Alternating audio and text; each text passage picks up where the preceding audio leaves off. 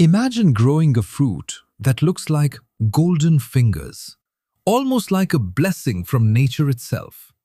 It has no juicy pulp, yet it sells for 2 to 3 times more than normal citrus fruits.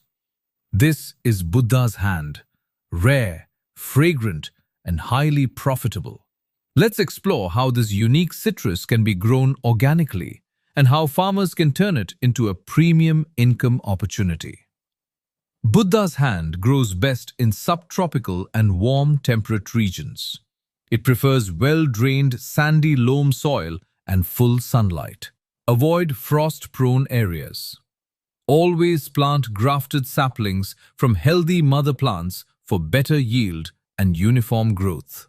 Right location means a healthy orchard.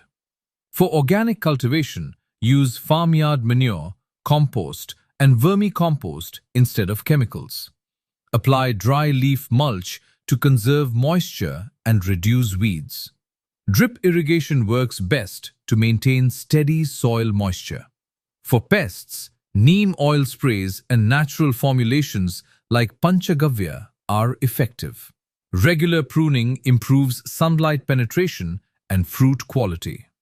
Harvest the fruits when they turn bright golden yellow and release a strong citrus fragrance. Pick them carefully by hand to avoid damage. Because of its rarity, demand comes from perfume makers, Ayurveda companies, gourmet chefs, and export markets. Organic Buddha's hand can fetch premium prices, often much higher than regular citrus. Rare crop, low competition, high value market. Would you try growing Buddha's hand on your farm?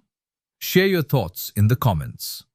Stay connected with Discover Agriculture for more profitable and natural farming ideas.